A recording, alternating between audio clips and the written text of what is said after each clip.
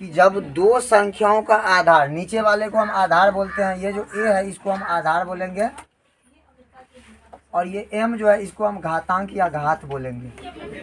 ठीक, तो जब किसी भी संख्या का आधार, यहाँ देखो आधार समान है, इक्वल है, a है तो यहाँ भी a है।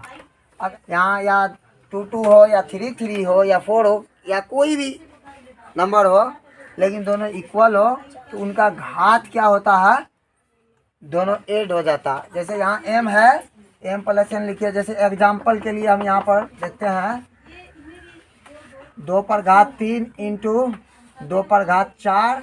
यहाँ हम इसको, इस फार्मूला को हम यूज करते हुए लिख सकते हैं हम 2 पर घात 3 प्लस दोनों घात, यहाँ दोनों का आधार क्या है, समान है, 2 है, यहाँ भी 2 है, तो दोनों क्या हो जाएगा, ऐड हो जाएगा। 4 और 3 कितना हो गया, 7 हो गया।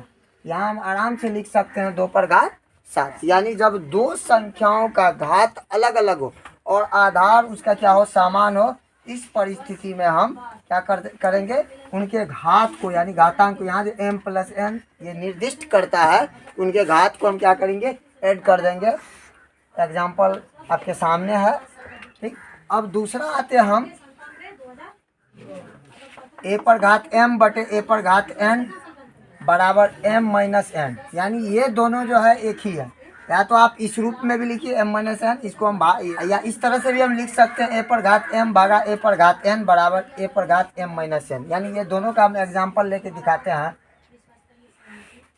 यहाँ पर हम एक एग्जाम्पल लेते हैं, बस यही फॉर्मूला ले लिए हम यहाँ पर। एग्जाम्पल 2 पर घात 4 बटे 2 पर घात 3, 2 पर घात 4 बटे 2 पर घात 3, तो सीधे हम यहाँ पर क्या लिखेंगे, 2 पर घात 4 माइनस 3, क्योंकि ये बटे में ये फार्मूला 2 नंबर का फार्मूला ये निर्दिष्ट करता है कि ये 4 माइनस 3 होगा, क्योंकि ये सूत्र क्या है, m माइनस n है। तो 2 पर घात 4 माइनस 3 है, तो यहाँ 2 पर घात कितना हो गया, 1। या इस फार्मूला का भी हम एग्जाम्पल लेते हैं, दोनों सेम ही है लेकिन अलग अलग लिखा गया है। a पर घात, इसी को हम लिखते हैं 2 पर घात 4 भागा 2 पर घात 3। यहाँ भी भाग में घात क्या होता है, घटता है। यहाँ हम आराम से लिख सकते हैं 2 पर घात 4 माइनस 3, 2 पर घात 4 माइनस 3, 4 में से 3 घटेगा, कितना बचा, 2 पर घात कितना बचा, यही मेरा आंसर हो जाएगा। फिर देखिए यहाँ पर अब चौथा है a पर घात 0 इक्वल 1।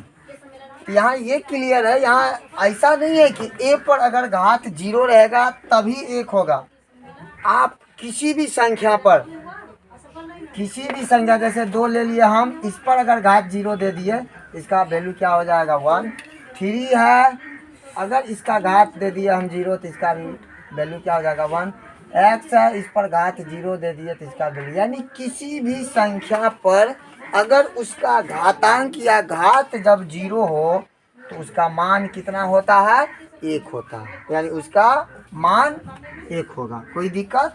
उसके बाद नेक्स्ट चलते हैं हम, दोनों का घात या घातांक दोनों का क्या है, समान है। यहाँ भी m है, यहाँ भी m है, और इसका आधार दोनों का क्या है, अलग अलग है। ऐसी परिस्थिति में जब दोनों का घातांक समान हो, इक्वल हो, जब दोनों का घातांक क्या हो, समान हो, m है, और दोनों का आधार क्या है, अलग अलग है, तो ऐसी परिस्थिति में ये दोनों क्या हो जाता है, गुना हो जाता है। जैसे a गुना b करने पर a भी घात वही रह जाएगा। यहाँ हम एग्जाम्पल आराम से इसका ले सकते हैं, 2 पर घात 4 गुना 3 पर घात 4 ले लिए हम। ऐसी परिस्थिति में दोनों का घातांक या घात 4 4 है, ऐसी परिस्थिति में ये दोनों गुना हो जाएगा। 2 तिया कितना हो गया, 6, 6 पर घात हम आराम से 4 लिख सकते हैं, आंसर हो गया। फिर उसके बाद है छठा नंबर का है a पर घात m इंटू n।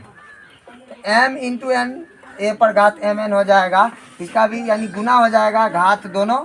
यहाँ भी हम एग्जाम्पल ले रहे हैं, एग्जाम्पल से आसानी से क्लियर हो जाता है। 2 पर घात ले लिए हम 4 इंटू यहाँ दे दिए 3। अब हम यहाँ पर क्या करेंगे, दोनों को गुना कर देंगे, 4 गुना 3 कर दिए, यानी 2 पर घात 4 गुना 3 बराबर 2 पर घात हो गया 12, यही मेरा आंसर हो गया। फिर है नेक्स्ट है a पर घात m, a पर घात माइनस m बराबर 1/m।